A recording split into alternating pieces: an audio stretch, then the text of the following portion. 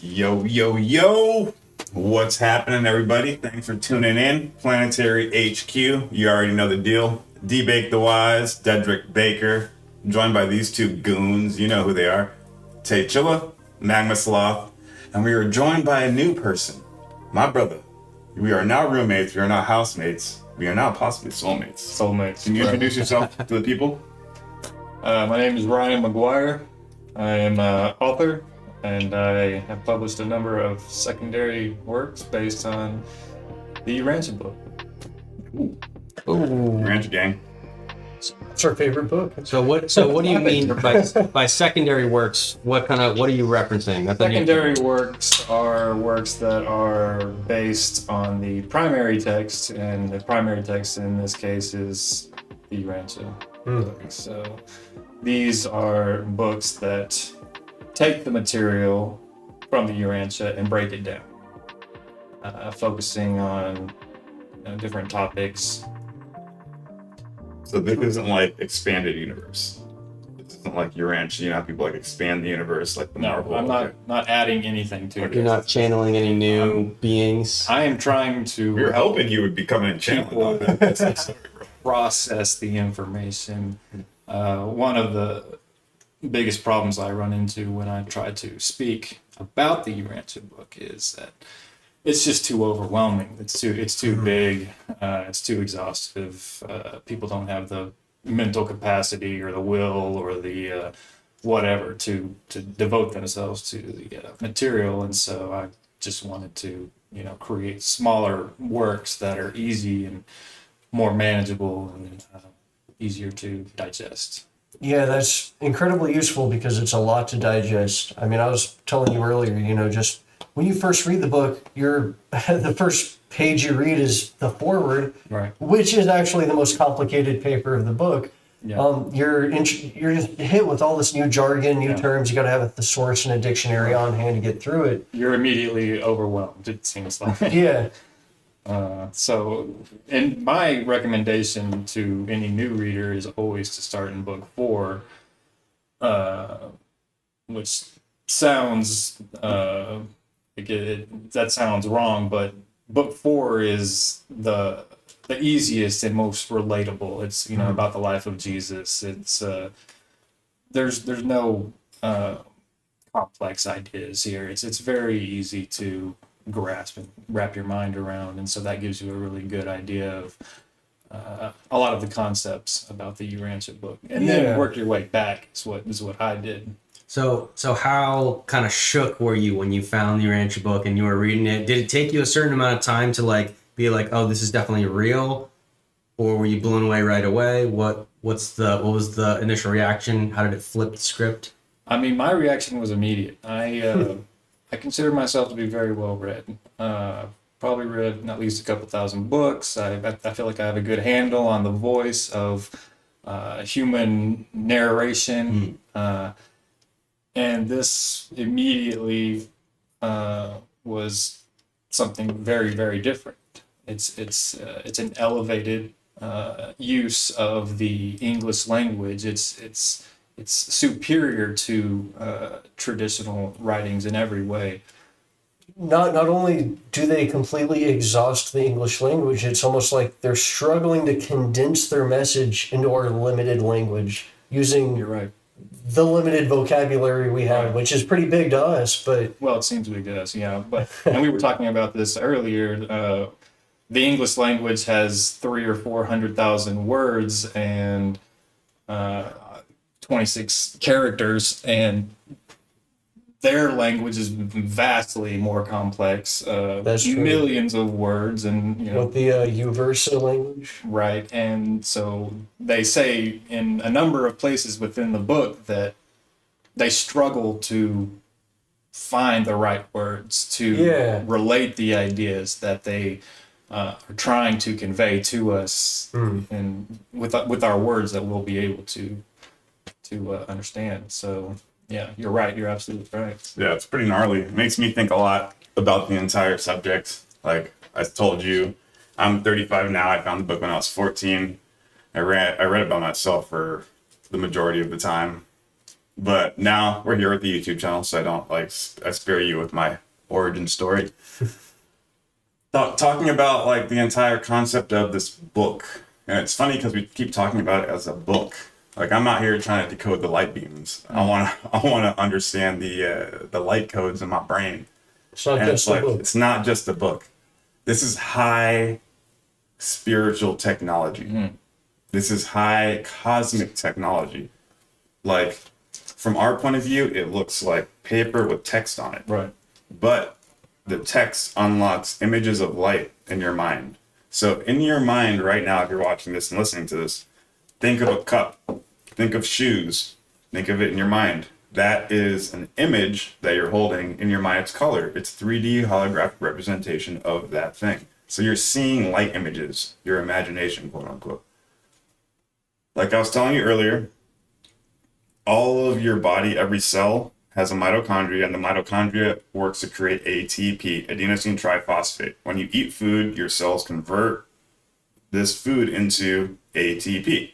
Every time you think a thought or move your arm, you're expending ATP. It's like the fuel for your body. It's the unit of conversion for energy use throughout your entire system. One, phosphorus is an explosive material element. You know, white phosphorus, grenades, like flashbangs, or like the old cameras when you used to take the flashes and they'd explode. That was phosphorus.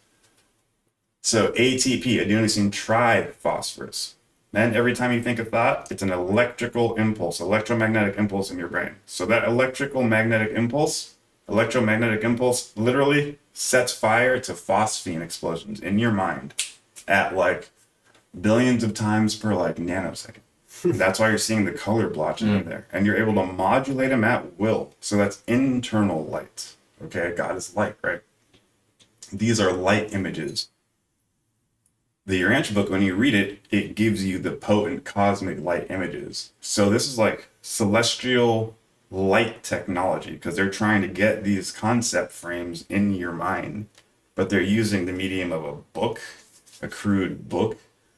So I consider it like high technology, you know, to advance a species on planet Earth. Even still, you might be underselling it. Yeah. If I were to draw a comparison with a game design analogy, it's almost like, the way I see it, every new term they introduce is like a variable, and every single paper is like a function. And the way I noticed that each paper references all other papers, so it's almost like you have to read the book iteratively and recursively. Like you have to read the book multiple times, and each time you read the book, it makes more and more sense. But it is almost like one paper is like a function nested within functions, referencing all the other papers. And what's wild is like light code index. it is. It's light like codes, imagery. it feels like there's some great secrets hidden in this book. There are. You guys Waiting to be remember- unlocked. You guys remember That's the exactly first what it time is. you read it and Yeah. you felt it in your chest, like, and you're like, and you saw the images, and you're like, Yeah. oh, the light codes. You start adhering to the commands, you know, like that's legit. It's for real, and that's the beauty of life. And I got some crazy stuff I want to throw out there. I think these images that we're tapping into, what we call the truth, are true images. That's why we believe them. And I think they're primordial ancestor to the universe. You know, they're older than the universe. They existed before the time-space universe. So think of the Trinity, the center of the cosmos, in your mind right now. Even though it's far from us, think of it. It's probably pulsating these light codes, right? Like so paradise.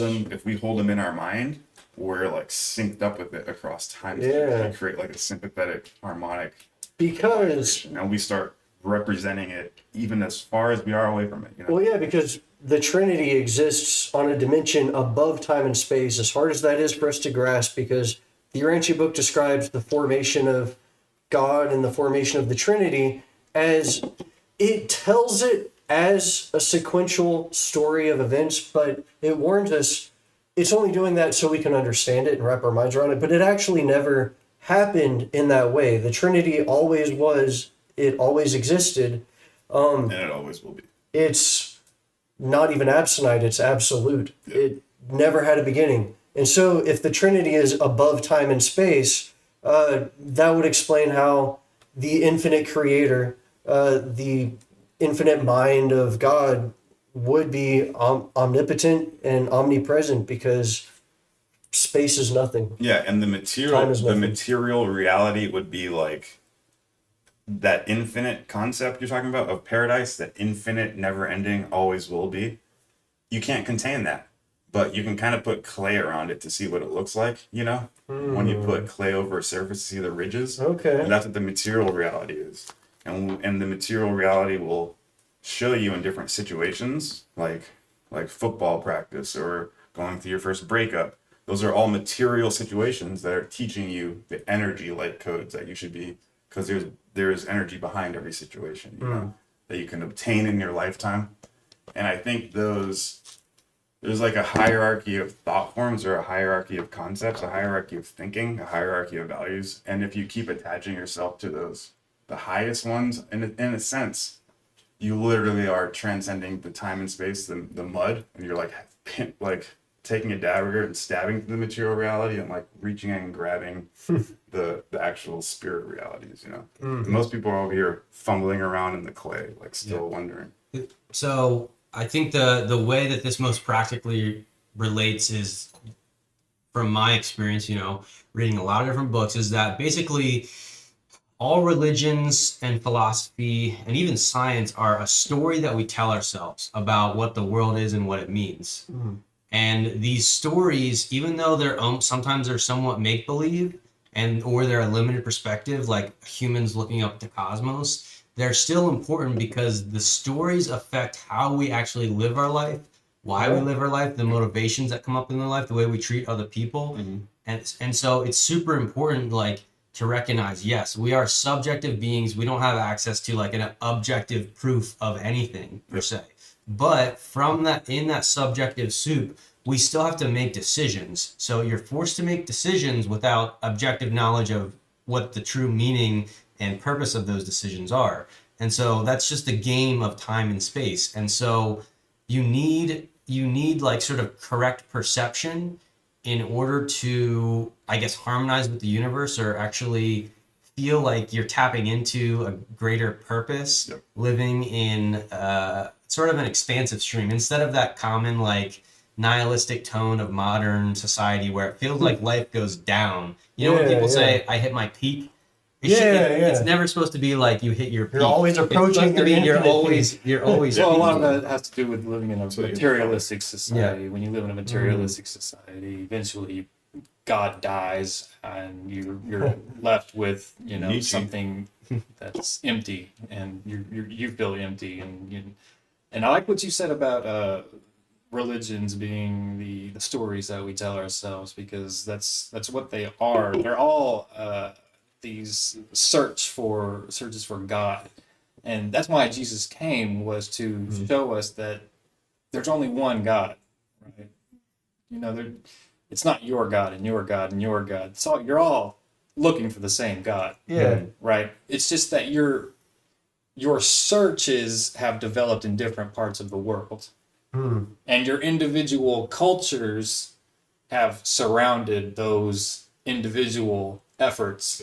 And this is how your individual religions have evolved, but they're all the same efforts. They're just evolving in different parts of the world. The same urge for It's the worship same or search looking, for the connection with God, and that's what Jesus came to do. Paul, of course, distorted this and perverted it. Pauline doctrine. So, right, and so Jesus never intended a religion to be formed Shout out to Abner. around him. Yeah, I think that's really ironic. It's something. Sorry, you got something?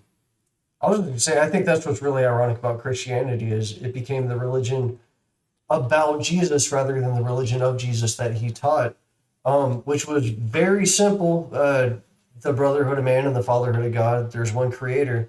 But it does seem like each religion is, it's personalized for each culture, and then generation after generation, as the elders are telling these stories to their grandchildren, they'll add a little creative spin so it can be easily memorized as a story. And they can encode important messages in that story. But if you look at an evolutionary tree over a long span of time, those branch off into different religions. But Taylor, what it sounded like you were touching on is universe frames of reference. And we know the Urantia book talks about this concept. You can't exist in this world and function without some frame, some concept of what reality is. And that's the purpose religion serves, but that's also the purpose literature kind of serves. That seems to be a great value of literature. And it seems like what you're doing, writing these books that kind of simplify some of the advanced concepts of the Urantia book, is enlarging people's concept frames who never would have even picked up the Urantia book and read it. Well, also, in addition to that, I'm trying to create exposure. I'm trying to create a market for this, because there's no awareness, there's no social currency attached to the name. Nobody has any idea what we're talking about when you bring up the Urantia book in just a normal conversation. Planetary HQ. So I want to put this material out, and and so that people can have something tangible that's, palatable. It's not overwhelming. It's not 2,000 pages. Yeah. Right. It's a simple idea about what this Urantia book is trying to present to you. These ideas, these topics that are going to change your life. I'm trying to do that on a smaller scale, so that it can at least give you a taste of what you're in store for, if you can actually find time to read the Urantia book itself. Yeah, man, you gotta give milk to babes. Spark that curiosity. Well, earlier in the car, I was saying that sometimes you need to know what questions the Urantia book is answering before you actually take the time to look into it. People that are already searching, like you, who reads tons of books, you start to form like a lot of different questions and concepts, and they're not necessarily all answers, but they're at least perspectives. And you go, oh, this author attempts to answer a question of ethics and spirituality in this way. That's like a question. And there's all these questions that pop up, especially. And you're absolutely right. For years, everything that I read, especially the Christian Holy Bible, I mean, just fills you with questions. Unending, unanswered questions, right? And the cliche answer that you're always given is, well, those are the things we can't understand, right? Those are the things you have to wait till the next life to find out. I'm like, okay, fine, whatever. Well, then I found this book, and every single question I ever had about life is answered in this book. Why would the revelation have ended? All right, I need to. You guys keep talking. Let's hear it. Be conscious of everybody talking. Okay, let's just Let's hear it. God damn. What you got? Nothing. Everything. I want to bring it back to what you guys were saying about the stories we tell ourselves. Like mythology, all the fake stories. I think somebody intimated. I forget who it was, because you guys were talking for circles. Somebody said that they have value because they stimulate progress in society in a certain way that propels you. And I've always thought about this in my own personal life. And like growing up, it's like fairy tales are cool. And like, do we tell people about Santa because it keeps that like mysterious energy in them? And you could say yes because it's nice and like stimulates some type of whatever, But it almost seems like I want to drag that out and like to advanced planets. And how do they do this? I'm not like in its final form.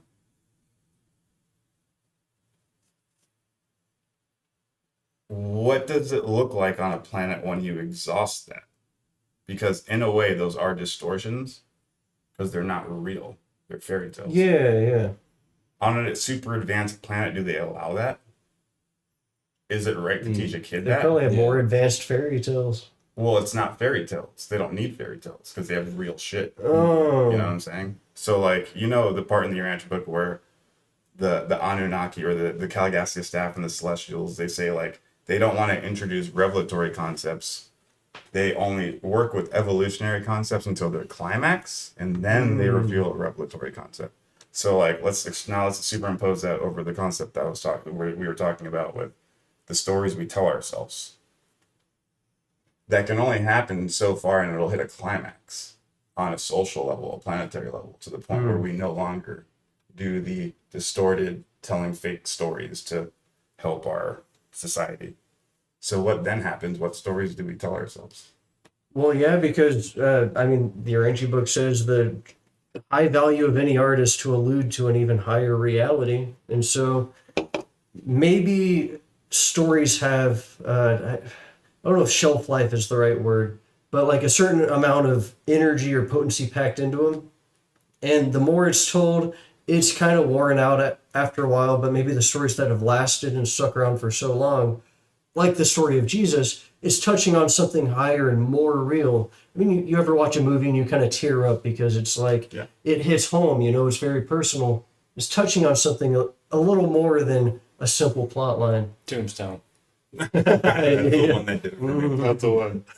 But at the same time, like, you guys remember the feeling of reading the Urantia book for the first time. It's like, this is the greatest story ever told. These are the epics, you know? Easily. Like, I would gladly trade all the fairy tales I've ever learned for these stories, right? These are perfect bedtime stories. Right, exactly. So, like, on advanced planets, I'm saying, like, do they just, like, totally get rid of the fairy tales and it's just epics? Or? I think science, as it increases, the superstition, which is mostly fairy tales, sort of fake reasons, but because of the human urges, like I'm afraid and there must be a spirit. Right. So those urges they evolve beyond the superstition, and fairy tales are slowly replaced once we come up with the reasons for why things are actually happening. You're right. Yeah. But there's It has to work its way out of There's our cultural history. There's still like an existential gap in terms of like cosmic philosophy, because we can't prove God. You know, we can prove consciousness, survival after death. We can prove all this other stuff, but we can't like prove God per se. And so that's where it gets into like, I guess the purpose. That's where Dedrick was saying revelatory concepts that celestials bring, that people like Jesus, who also was a celestial, brought in order to teach us. And this revelatory concept versus evolutionary concept is that a being who knows whereof they speak, meaning they've been there, they've been on the other side, they've been to all the afterlife worlds, so they have the authority to come tell us, here's what here's what it's like, I was just there. And so that's like, that happens in these stages throughout humanity. And it's only happened 5 times. Right. And that's one of the stories. This is the 5th one. The most recent one. The last time we had that revelation you're talking about was when Jesus Christ walked the earth. And we killed him around his 30-year age mark. I always wonder, like, what the challenging thing that I pitched to kind of, you know, the traditional Christian mindset is, what was more important, the life of Jesus or the death of Jesus? The life, no question about it. That's the life. But you try to tell But a Christian that. you know, to tell a Christian that. It's the death that's more. That's Pauline You're Christianity. It's Pauline Christianity. Pauline Christianity The death is more focuses on the sacrifice. The sacrifice. The sacrifice, which is a lie, because he did not die for your sins. God does not require whoa. God does not require sacrifice. Dude, that's a little much, right? We got some Christians in the chat room. And flaming the chat. Paul I'm just kidding. taught the Hebrews that Jesus was the perfect sacrifice in order to make the message more palatable, because because they could not accept that Free gift. right. They could not accept at that the time that was smart. sacrifices were not required. But it's hotness. It was so ingrained. It was so ingrained in But their Jesus culture. did not have to make that same compromise. He didn't make that compromise. So You're right. So Jesus Paul- didn't teach Sorry, that. I know. we're cutting. Paul wanted them to have the message. So, and that's to his credit, right? He wanted them to receive the teachings of Jesus Christ.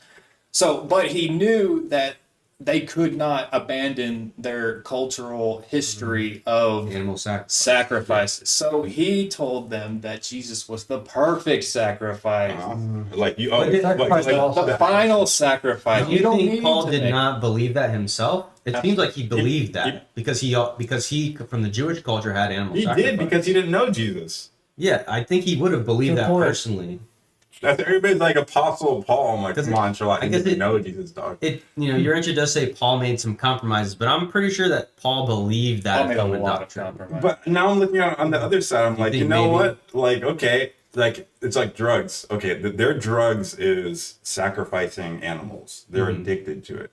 Let's give them the new drugs, Jesus, and It's symbolic It sacrifice. gets injected into the. It lasts until today. I'm not saying it's correct, And but he's not the only one who He did kept this. The it church going. did it with the pagans, right? Okay. With the Scandinavians, you Yeah. know.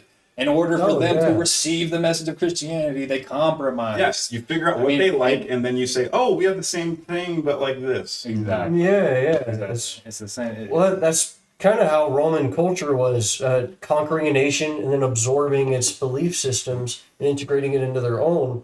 And Yeah. I mean, the Roman Catholic Church has done Yeah. that with all the holidays. But it's true. I did bring it back to rewind to get my thoughts off that. I knew you guys were talking about how the Urantia book, it's not hot right now on planet Earth. I did just want to throw that back on the table so we don't forget about it, but we can keep going organically before the flow's going. I'm talking about Romans and shit. That's pretty good. Yeah, we can switch it. Which is a highly civilized civilization and is praised by the Urantia book. I mean, they say that the Romans were an incredible people. Have you read book 3, The History They're of Our pretty Planet? crafty. They were a great people. Yeah. And what they did was very important. They united the world. Oh, yeah. Right? The known world. They united the world I mean, under America under one descendants of the government Romans. with one authority, Yeah. a single language, the Greek That's a good language. What they did was extremely important. Yeah. And now it's time to take the next step and establish world government. Yeah. My God. I mean, that's Wow. what we're going Way- for. way to throw fucking fuel on the fire. That's the One world government. I mean, so you love the World Economic Forum, you love the Illuminati and the elite, and then look at the dollar bill and it says what Novo Novus Ordo Seclorum. You, the Bilderberger Group, the child pedophile Epstein people, yeah, those people. because those are the only people that current That's the society answer. knows as one. When you say one world order, I don't One say world one world government. government. I say one world one government. world government, new world. Yeah. So, what do you prefer? Would you prefer a third world conflict, a third global conflict, No. unleashing nuclear weapons, or would you prefer a world I'm government with you. where I'm nuclear with weapons are surrendered? I'm with you. I'm just being. All right. It's the only alternative. So by, it's the only by alternative. world government, you're kind of partly meaning like all the separate. It's not all a bunch of separate governments which create conflicts and wars because You there's will individual- maintain your national You got a identity point. in the same way that the states retained their identity when they surrendered their individual sovereign rights to a federal government. It'll just happen on a larger scale. Okay. You got Scotland, Wales, and England. They were constantly at war You got a point. until You got a they, really good point. they finally Just gotta- united to just the gotta light United code. Kingdom. It'll happen again eventually. The Urantia book says that it is going to happen. The question, Eventually it will happen. But You how? will have a world government. It happens on all civilized planets.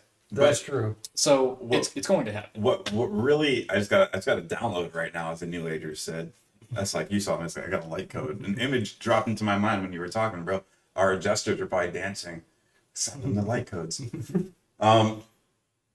The reason why that may not happen right now is because governments are ran by the cultural people of their country. And when one government of a specific culture tries to run multiple cultures, it just doesn't work. Like America kind of worked because the federal government was kind of we're non-cultural. You retain your culture and we just manage. Yeah. But that wouldn't happen on a global scale because say if like India did it, they'd be like, wait, the Indians are controlling everybody. If so-and-so did it, China would probably would be- likely do it. Yeah, so it's almost like It's you know, we need somebody who runs it that doesn't Right. It's not it's I a understand non-culture your argument. It doesn't seem like it. It could plausibly happen. happen. I Well, agree the with you. Urantia- I agree that's with why you. the It doesn't. feeling- It doesn't that's seem to be. extraterrestrials, they've It doesn't that, seem yeah. to be on the table. They're neutral. But the book says that it is going to happen, right? Right. And so I have my faith. Well, That's based okay. on So, that. do you think a planet can evolve to that state without angelic support? Because it seems to me like the problem to the thing I just said would be on a normal planet, they don't have humans in charge. Their federal government are non-humans, so we all trust them. You know, they don't have. Yeah, no, our planet will evolve to a sphere of light and life as the Bible describes it. It's just who's gonna that take our it? progress has been retarded It because has. we have defaulted twice, right? Yeah. And not by our own fault, by the leaders who were given authority over this planet.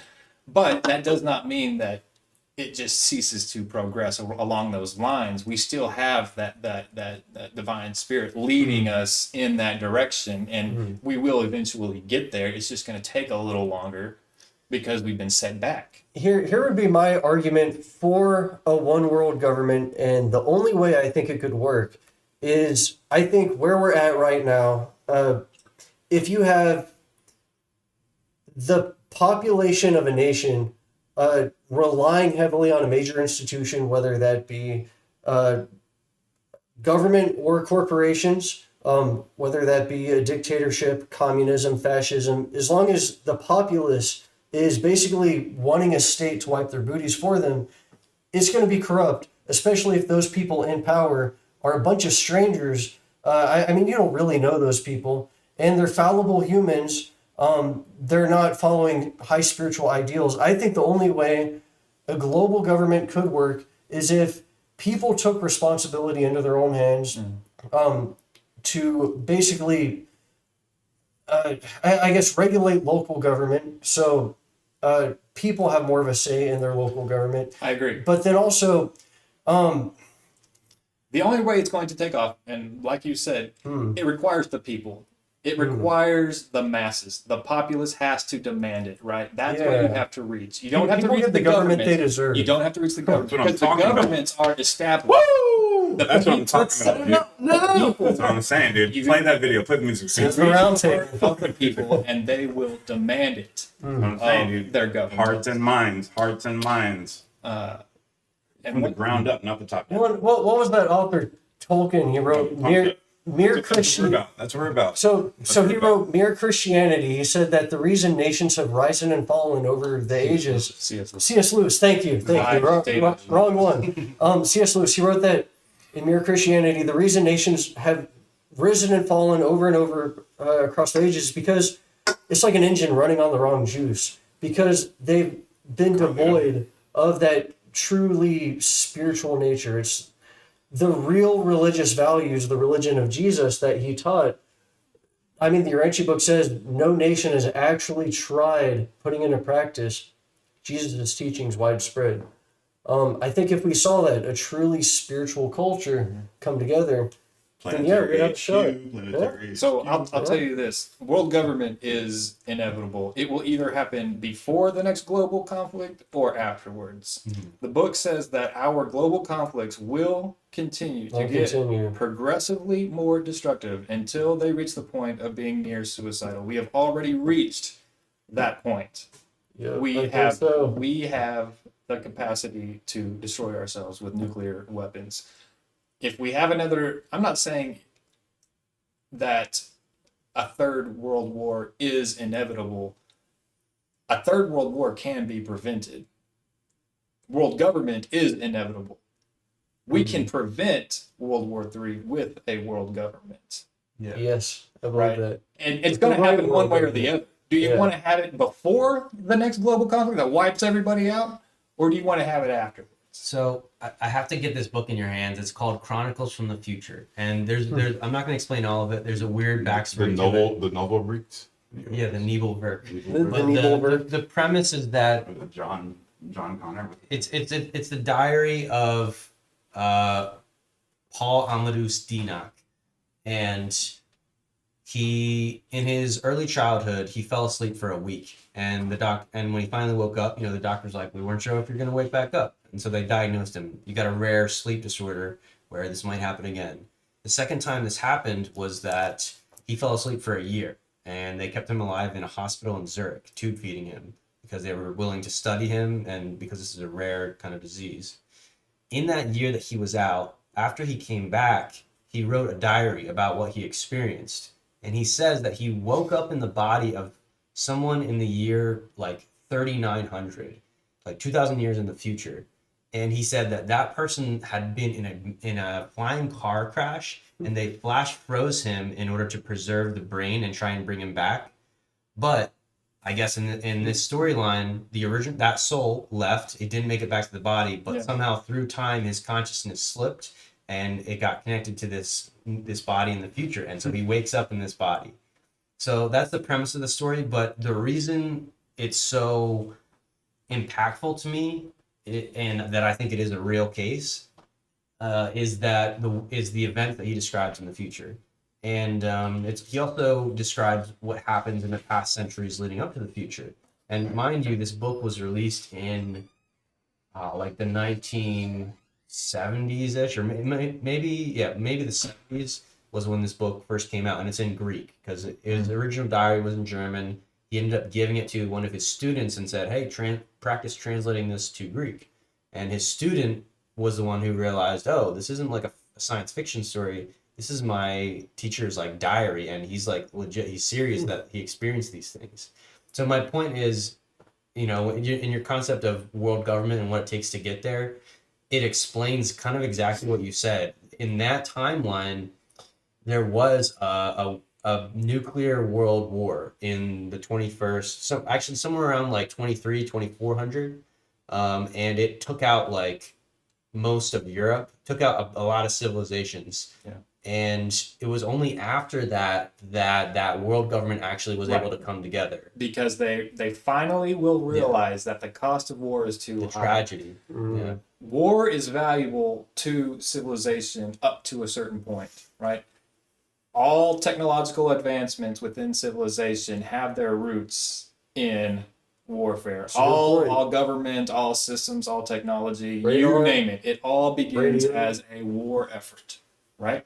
Computers. And so up to a certain point, it is beneficial to the building up of civilization. Mm. But you reach that point where it becomes destructive and harmful to you. And we've reached that point. We reached that point with global commerce and intercommunication between these nations, right? Once you've reached that point where you've got intercontinental trade going on in these complex markets around the world, you're only going to do harm to yourselves. We burn, we drill like a little over 100 million barrels of oil a day, right? Yeah. And we burn about 100 million barrels a day. Right? There's almost no reserves, right? We've got enough reserves for a couple of weeks, I think. But that system depends heavily on the trade between these nations. And it right? could be argued It will on shut down overnight. conflicts too. If that trade, that system is broken, I mean, it's all over. Our entire world depends on It's a scary thought that I've contemplated many times. What happens when you wake up tomorrow and there's no grocery store, no groceries on the shelves because there's no gas in the tanks? I mean, it's unfathomable. We don't want to go down that road. yeah, Right? We want to avoid that. you really don't. Well, so I think the reason war is valuable is because let's say you have different tribes. Those tribes would normally, under normal conditions, under ideal conditions, they In the would kind past. of in the past they would kind of become complacent. You don't have enough of a drive to innovate. All of a sudden, you have a threat. Everything you love and hold dear, your wife and children, is at risk of getting slaughtered by another tribe. So you're going to innovate to protect them. And so, on a national level, that's driven technology, airplanes, and all that. But what else can drive us? There's got to be something else that can drive us other than conflict and what almost seems like artificially induced conflict at this point. I feel like we should be able to mature. We're enough to driven pass by the need for security, right? The need for speed. Control. And that's part of our animal nature, right? Our primitive animal nature to survive, to feel safe, to feel in control of our environment, right? We still have all of that. And that is why we continue to grow into larger and larger numbers, from the individual to a married couple, to a family, to a tribe, to a community, to a state, to a nation, right? And it'll happen one more time, I mean, I just keep bringing it back. It's gonna happen one more time. The biggest hurdle at this point is, and it's all for the same reason. It's for the purpose of security, peace, safety. We don't have to fear being annihilated by our enemies if there are no enemies, right? It's the end of the us versus them mantras that we've been taught our entire life. There is no them anymore. It's just us, you know. And so once we can get over that hurdle, it's going to just open up so many doors. Do you have any idea how much money is spent each year defending our borders? Right? Trillions and trillions of dollars, just in our nation alone. Trillions of dollars each year on the war effort. I mean, D-Bake, you've talked about how much money it takes to just run a tank idly, the gas it uses, you know, and then you think about how many tanks are running idly. War games, this is just training, right? Yeah. Just millions of gallons just being burned up, just flying around, just for practice. It's funny that you're saying that, and I do want to steer this conversation lightly. You're talking about nuclear bombs, nuclear holocaust, and we know that, like, we set off our first nukes way back in the 40s, and when we set off nukes, some interesting things started happening. Some balls of light, and the first time we started seeing UAP and UFOs appeared over the nukes. Very interesting. We did one nuclear test called Starfish Prime? Starfish Prime, Bluegill Triple Prime, which is part of the Starfish Prime, which they're actually both under the umbrella of Dominic, the Operation Dominic. JFK knew about this. Supposedly, they actually knocked out a UAP with one of these atmospheric nuclear tests it wasn't okayed by the people. The scientists said, don't do it. We could set the atmosphere on fire. And the DOD was like, we're going to test it anyway. We blew a hole in the ozone. And you can see the footage when we set it off. A fucking brilliant orb just appears and then falls. And then you can see boat records of us sending something out and obtaining unknown foreign nuclear material, classified. So then the Atomic Energy Commission was created directly after these tests. And that's where Roswell was directly created in 1947.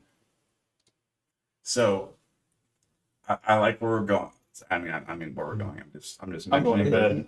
I don't know where y'all going. Okay. Yeah, He's tired. It's about that time. I'm just saying. Is there a question in the proposal? Yeah.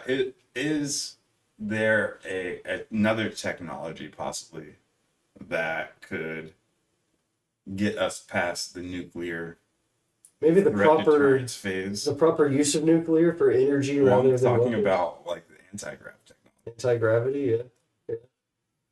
Well, it is You can keep interesting. talking. I've heard accounts of this. Burn off, or do you got to? We can give him an outro. Yeah, let's do get an him. outro. Yeah. See you guys later. Thanks for having me on. Yeah. And I was happy to be here. Great to Yeah, meet Thanks for being on. Tell your name again, and then where can the people find you? Where's your I'm self-published on Amazon. Just look my name up, Ryan McGuire. We'll put the link in the description. I've got books on one world government, one world religion. I've got books on the true Jesus, because surprise, they got it wrong in the Holy Book, and the case for the Urantia book, which is my personal favorite. Look it up, check it out, We're gonna be getting those. and write a review. Okay. Yeah. All right. How do we Thank you for the spell interview. your last name? MCG UIRB. Where's MC capital G. Got it, cool. Somewhere around here. I think anti-grav could be the unifying factor that can get us over the nuclear problem. Okay, so on that note, I've heard many references to this. It seems like there's something missing. Like our scientists have tried deconstructing this technology and just can't get it quite right because they're missing a certain something that maybe psionic assets have, or maybe advanced alien races have, which is like a spiritual component that activates it, you know? You know what I'm saying? Like, it's not purely material science. It's also the science in conjunction with some spiritual aspect. And maybe we need to be spiritually primed to be able to use anti-gravity. You know, maybe like a race earns anti-gravity. Wait, so you're saying that anti-gravity cannot be harnessed whatsoever unless it is via spiritual means? Maybe. That's how it seems. I That's feel what my like- sources tell me. What sources? What sources are you looking at? My sources tell me that it's possible to replicate a type of anti-gravity with purely physical means. I would conjecture, like the Byfield Brown effect, I think so. the Okay, Casimir effect. You know, that's a good point. One of the things I'm going off of was denying the entire everybody in the UFO community is fucking screeching right now.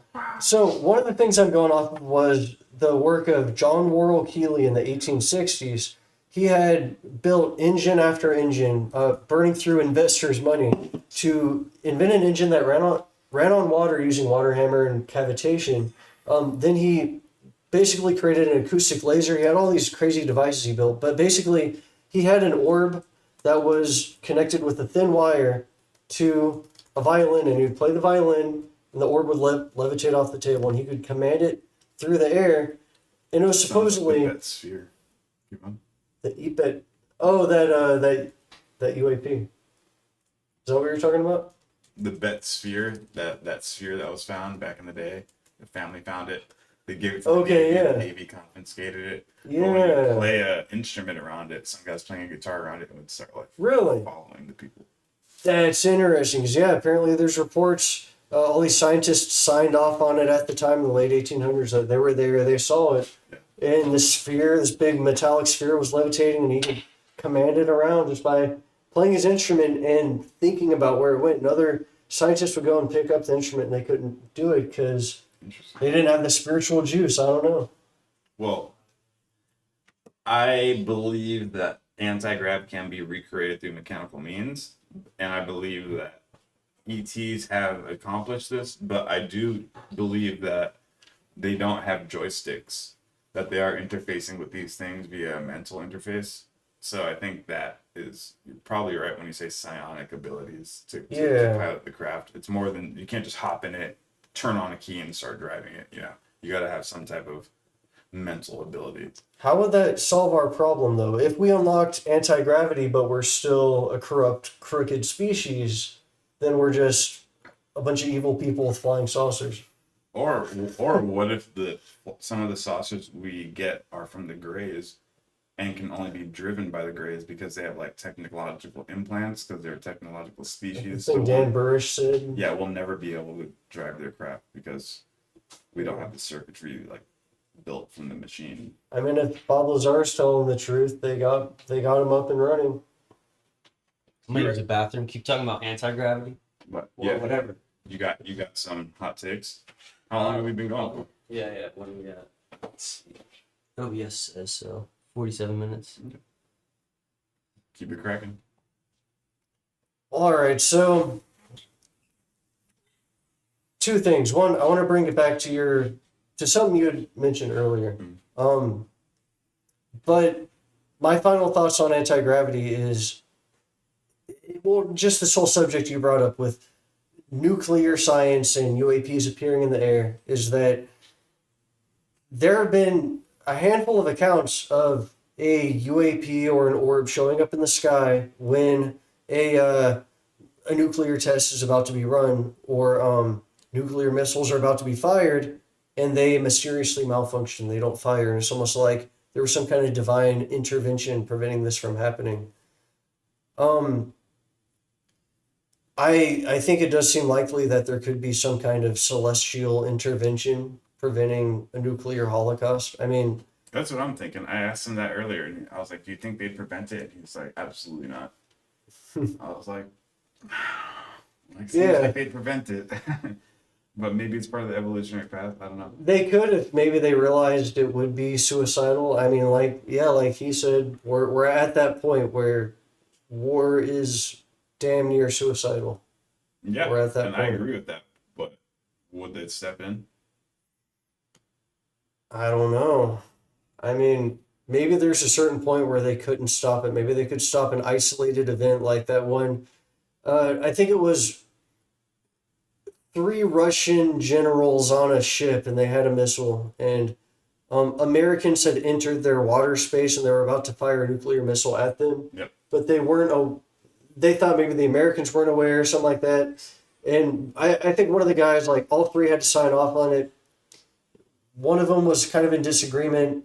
I forget the details of the story, but essentially they ended up firing the missile, and it was locked in the chamber, and it didn't fire. It was like a miracle. Did the angels influence him to make the right decision? Well, I don't know what happened there, you know? I don't know. Would they have stopped it if you press the button? There was another story like that in the Titan II missile silo. There was a guy operating that, in America. It was Russian, now it's American. Yeah, this time on the American side, they were going to fire a missile like in the air somewhere, and the terminal reset or something like that. It was a miracle. So I don't know. Could be crazy coincidence, but maybe if it's an isolated event, maybe Celestials can intervene. If it was everyone on Earth was on fire for destroying each other, maybe it's out of control at that point. But